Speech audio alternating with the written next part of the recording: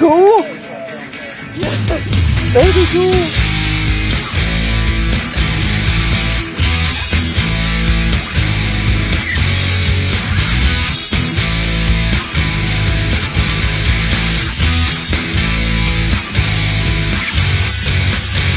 Well, greetings from Madison Southern High School. We're here with our old buddy, Russ Carson Jr. How's it going, Russ? Doing just fine. How about yourself? Pretty good. We're here to do a little, we did a couple weeks ago, we did a pole vaulting 101 with Wyatt Stewart over at Madison Central. We thought we'd like to come over here. You guys have got some of the best jumpers as far as track and field athletes in this area. So we're going to go over here and do a little 101 with the jumping events, high jump, long jump, and triple jump. So you're the man, right? I'm not the man. They are the man and the woman over there. We got, we had 4 kids that placed at indoor state this year, and one of our better girl high jumpers wasn't even there. So we've got a pretty good jump squad. Yeah. Well, of course, obviously your son Fuzz has gone on to Louisville to compete at the Division I level in a lot of these events. But what we kind of want to do with these kind of things is kind of show people how this works and kind of the ins and outs of this. And I'm very interested to learn a lot of things too. We did the one with Wyatt, and it was very interesting to hear what he had to say. And so, as the the assistant over here, but kind of the jump guy, you kind of focus more on the jumping events. So we're going to walk through all 3 events. Brayden unfortunately is injured and can't actually jump for us today, but we'll show us kind of how this works. And then Kaylynn Wright is also here, and she's going to show us triple and long jump as well. So let's start off with the high jump. So when you have kids first come out who maybe have never done this before, and it's obviously we're just watching you work with a young lady, and it's not a normal thing to do, and it's something you have to kind of condition your body to do. So what's kind of the first thing when somebody comes out and says they want to do the high jump, how do you approach that with them? Well, most kids want to be jumpers because jumpers don't have to do sprints all the time. Don't have to run. They do have to do sprints, but not as much. So usually in the beginning of the season, everybody wants to jump, and the kids will tell you that we fire them, and so nope, you're fired. You're just looking for raw talent. But jumping is kind of like, sprints are your race horses, but so are the jumps. But the difference is that we're going to add science to it. Mm-hmm. We're going to add a lot of technicalities and movements, and high jump especially is physics. You got the centrifugal force. You got what's called running a J. They'll tell you more about that, but you can't just go up there and jump. You see a lot of these guys that are tremendous athletes in basketball and things like that, and they try high jump and they look like they were dropped from a building, falling out of the sky or something like that. So there's a lot of science that goes into that. Okay, so let's start off with, you want to come out here, Fuzz? We'll just kind of, we'll start off with the approach. I mean, obviously you've got to come around this way. We're trying to stay out of the sun here. We have a bright sun here. So when you're thinking about your approach, I see lots of different people kind of line up, come in an angle, different kind of ways. Sure. You've been doing this a long time. What's kind of always been that way you've handled approaching the bar? The way I've always handled approaching the bar is I always do an 8-step approach. First 4 steps are a bound. You build up speed. On the 4th step, you cross your foot over. That's when you start the lean. That's where where it's called the J curve, where you start to curve over to the bar. And then by the time you hit your 8th step, you're already back here because you started the lean on the 4th step, and you carry that speed that you built in the first 4, and that's when you do your jump. Yeah. Now you've been doing this for a long time. So how long did it kind of take you to kind of get that? And like we were saying here with your dad, it's not a natural thing people would do. It took me. I started doing this in 6th grade. It took me probably till my freshman year to actually get it down, what I'm doing, and figure out what's how you're supposed to do it and how you're just not supposed to do it. Yeah. So it took me 3 years to figure that out. Okay, like I said, we know you can't jump, but if you wouldn't care just to walk through kind of one approach with us here, or do you feel comfortable doing that with your? Yeah. Okay, all right. We're just making sure we don't want to have a little bit of an injury, and you don't want to make it worse out here, just kind of goofing around for us. So.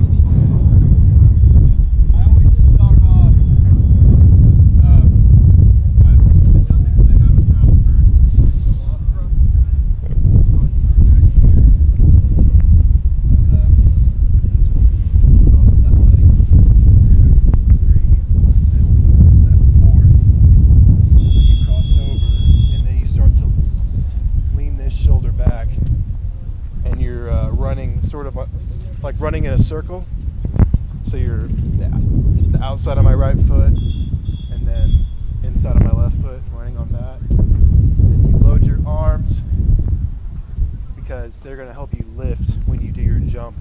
So you explode up, you start, it's through the whole body. You extend your ankles all the way up to the hips, and then your shoulders, and then your head. So you gradually raise your body up, and then that's when you do you don't even have to lean back. If you do this correctly, you don't ever have to forcefully lean back. Your body does it for you.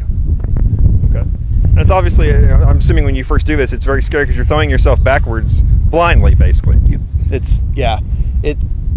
To get over the fear of doing that, I guess, took me a long time to just do it without even thinking about it. So now I don't even think about it at all, and my neck is really strong because of it. So it's whatever. A few falls back on the neck over the years. Yeah. Yeah. All right. So typically, when you're maybe this is a better question for Russ, but when you're starting out doing this, kind of what kind of height would you kind of start? Maybe a middle school kid or something. Where would they start off trying to clear? Middle school kids, usually they start off at the opening height would be 5 foot, and no, that's high school. 4 foot. My bad. Middle school's a long time ago for you. Yeah. 4 foot, and so usually when you get to 4'8", 4'10", that's where the really elite middle schoolers start to show up, and then 5 foot and up is just those are your best jumpers that you got. Yeah. You set the school record last year at the region meet, right? What was the height there? 6'6". 6'6". So that's it. Where you start off from there, it's kind of unbelievable, Yeah, I started off. I hit 4'10", 7th grade year, and I was super excited about that. And then 8th grade, I hit 5'8". Yeah. And then that summer, I hit 5'10". So I was confident going into freshman year. I hit 6'4" freshman year, and then didn't have a sophomore year, COVID. Yeah. And then junior year, got 6'6", and that's right around when I started doing decathlon stuff. So.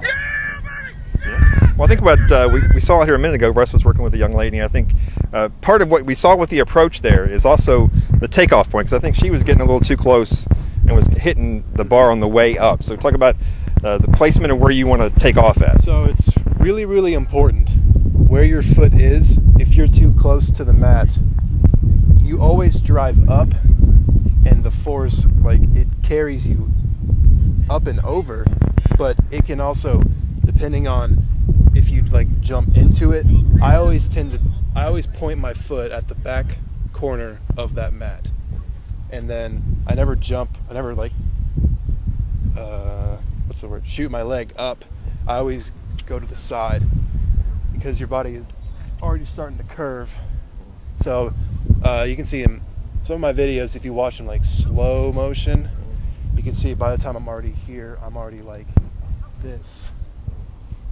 So, and if you're too close to that, you're going to jump into the bar, because you're jumping, this is the bar, you're jumping like this. You want to jump up and over, not like a rainbow. It's a really specific arch, the way it's supposed to be properly. So, and if you're too far away, then you hit it on the way down. So you got to be like a perfect, it takes a lot of fine tuning to figure out just how close, too far away, like figure out just exactly where your foot should be to the mat. Yeah, and obviously coming up too, this is it's a controlled approach. You're not sprinting. Obviously, you've done sprinting events, and you obviously have some speed, but that's not what we're doing here either. It needs to be under control, I guess. Right. Yeah. You do first four. I do the bound, which is you just build power and speed. You're not picking up speed, but you're building it so you can just carry it within the second 4 steps. So you don't just start off run. You do the powerful bound, and then once you build the momentum and your legs are activated, then you just carry. The last 4 steps I do aren't necessarily powerful at all, except my takeoff step, because that's when all that momentum and power you've built up there It all goes into that one leg, and then that's when you jump. Yeah. It's interesting you say that you don't actually bend backwards because it looks like you bend backwards, but you're saying just the natural momentum will just kind of carry you over like that. You do have to. Well, to a certain degree, but you're not breaking your back trying. Right? Yeah. No, you're not Okay. forcefully just leaning back. You just bring your head back this much, and just by having your whole body gradually go back, it'll just automatically flip you over. Yeah. All right. Well, that was. It's amazing to watch these guys do this. And you want to go over and do high jump or a long jump and triple jump? Sure.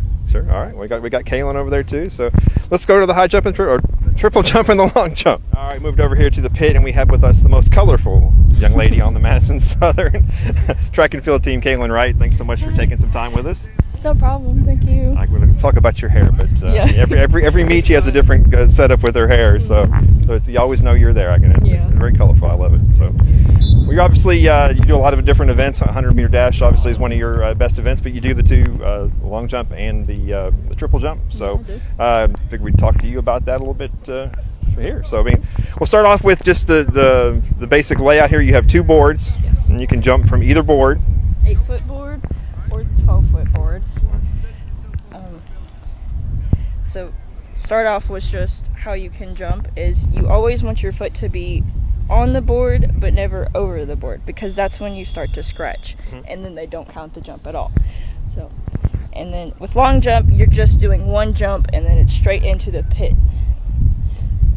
Yeah, and with the two different boards, kind of how do you decide which board you want to go with?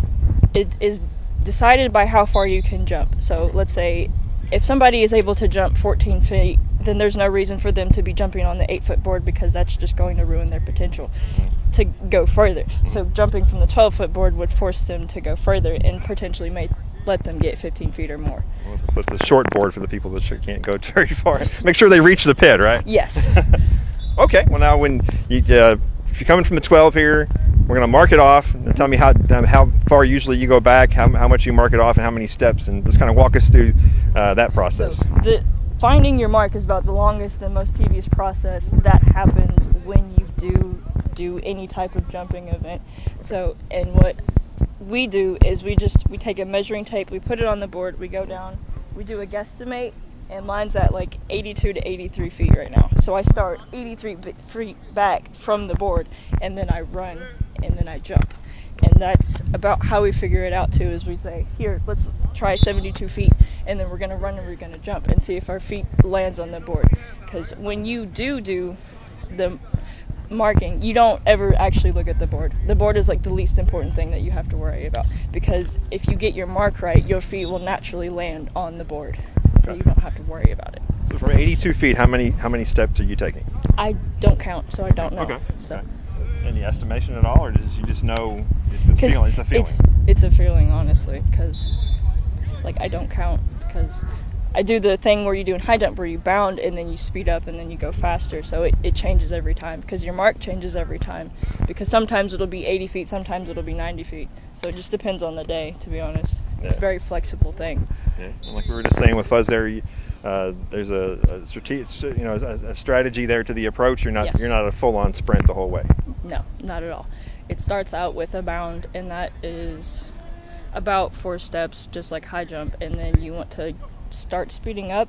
And then the difference between high jump, though, is when, say I'm doing the long jump, I'll start at like the 36 board, is I'll just start full-on sprinting until I hit that board, instead of like just cruising through, but like you would do in high jump.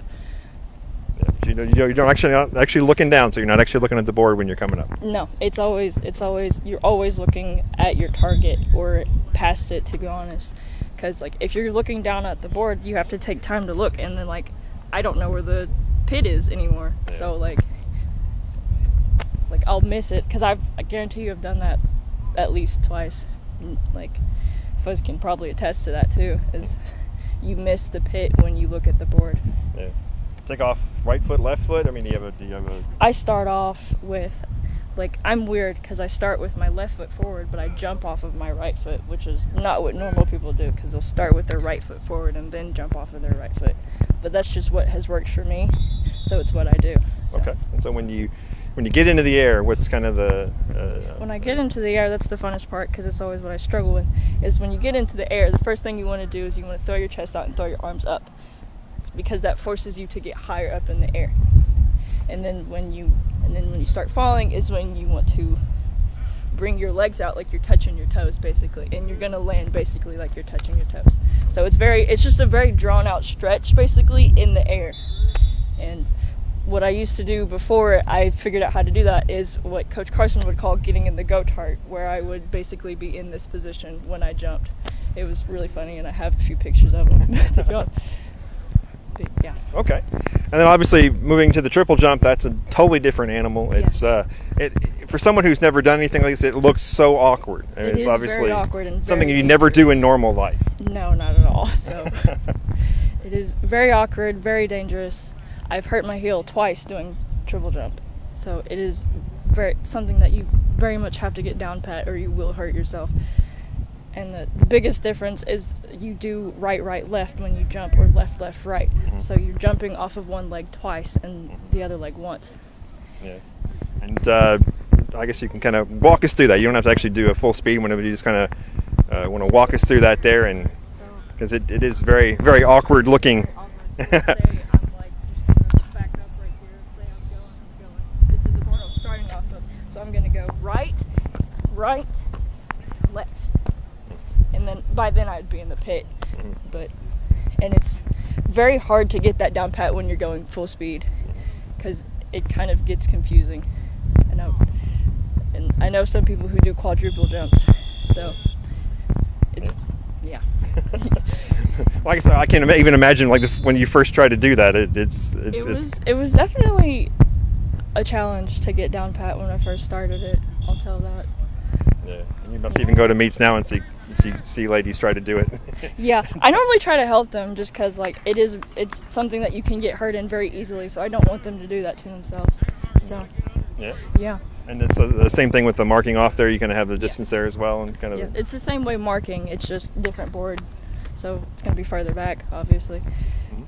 All right. Well, so besides being out here and actually doing it over and over again, what kind of training can you do to help you with these two events? The biggest thing, especially with triple jump, is we'll get on the turf, because triple jump is very, very hard on the shins, and so jumping on this turf repeatedly is not a good idea. So what we'll do is we'll do the triple jump on the turf to get the form down pat, because the biggest monster in triple jump is the second jump, which is when you're transitioning from your right leg to your left leg, or your left leg to your right leg. And most coaches will say it's a jump, skip, and a bound, which it basically is. But most time when people do the right leg to the left leg, it'll just be a step instead of a jump, and that's where a lot of people lose plenty of distance, because that's how I got my PR. Is I jumped my second step instead of walking it like I normally did. And then with long jump, is the biggest thing is the landing. So we'll practice on the high jump mat, just landing, perfecting the landing, because we practice landing on our butt instead of our feet, and that adds at least, I would say, 2 feet to your jump at minimum when you start landing on your butt instead of your feet. Yeah, you got to throw your body out there. You do. You have to throw yourself there. That's how you get far. So. Yeah, and you have to. The sand is soft, so it doesn't hurt. So. It doesn't. It's soft for a reason, because I definitely wouldn't want to jump if it was hard. So. Yeah. Kind of where are you sitting at right now with your PRs on both events? So my PR in triple jump is 36 feet, I think 36.6, and then long jump is 16.7 feet. So obviously, like I said, you're a sprinter as well. What do you enjoy more? Or all the above? Shut up, coach over there. Yeah, that would be asking me to pick out my favorite food. I don't really have one. I like doing them all. So yeah. Okay. Well, Fuzz, come back in here. We'll bring you in here too. You know, anything to add to what she talked about with the triple and the long jump there? I mean, she explained it really well by comparing it to the high jump, and the differences. And high jump and long jump are probably the least compatible jumps with each other, because they're so different. But they the end result is the same. Yeah. So, and same thing with triple jump, how she was talking about the second phase being the most important, because a lot of people, instead of doing a bop, bop, bop, which is how it should sound like, it's like a bop, bop. So they'll do a step in their second just to get to their third leg.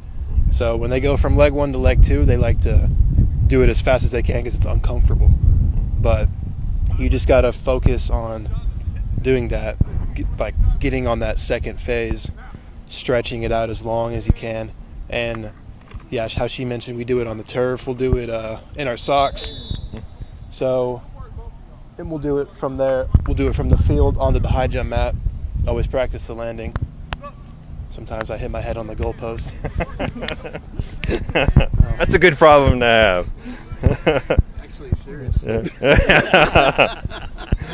All right. Well, thank you all so much for taking some time out here today to show us. That's always interesting to, for people who've never done this before, and including me. And obviously, I know your dad, kind of the de facto jump guy around here, and you guys have had a lot of success. Especially that's been kind of the heart and soul of this team the past couple of years, and you guys have won a lot of first place and stuff in the jump events. So you guys had pretty good luck with it, pretty good success. Oh, yeah, we've been doing this religiously. Yeah. Yeah. 6 years in a row. 6 years. Yeah. Coming out of Ferristown, both Ferristown kids. Both Ferristown. Both Ferristown. Yeah. You guys will graduate. We won't know what to do. I'll come out here to a track meet, and you guys won't be here, and it'll be like, what's going on out here? They're not here. All right. Well, thanks a bunch again for letting us, taking us through this a little bit and schooling us a little bit. And obviously, you're signed with Louisville. I think I don't know if we can say yet or not, but you're About to sign with Georgetown. College. Yeah. Yes. So, yeah. We didn't know if that was official yet, but so then Announced. yeah, Yes. it's official. It's official. You just announced to the whole world. It's out there. Sunday night when this debuts, you're totally committed after that. So, and you guys have had some other great athletes here also recently commit as well. So you don't have the biggest track team in the world, but you obviously have some very talented kids here. So appreciate you. Yeah. Cumberland. Yeah. Got a couple other ones. So. Yeah, Matthew went to Transy. Yeah, so it's good success here. So once again, thanks a bunch. I appreciate it. It's very interesting, and I'm just a curious person when it comes to these type of things. And you watch something for all these years, and you wonder how the heck do they do that. And so, but thank you so much. I'm gonna come back in here for a minute, Russ. Close this up here. Finish it out. He's gonna. Well, I mean, like I said, you guys have, going forward here, you're about midway through the season, I guess, and obviously he's been out for a little bit, but you guys have had a pretty good run of success, and you got another all-comers meet coming up, next week over at Central again? Well, Saturday we're at the AJ's Heart of the Bluegrass there in Mercer County.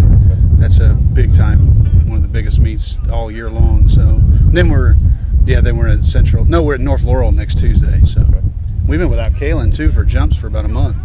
Well, she still won the 100 the other night over at Central. So. Well, it's funny. She ran the 100, and I thought, why is she doing that warm up? Because it was 2 or 3 seconds before anybody else got across the finish line. Well, she was running by herself. Well, they had you like the last heat or something. I was like, why is she at the very end? So, well, good luck to you guys the rest of the way. I appreciate you taking the time out of your day to kind of show us a little bit about what's going on here. And we love to get these track kids some attention. It's one of those sports kind of flies under the radar a little bit. So.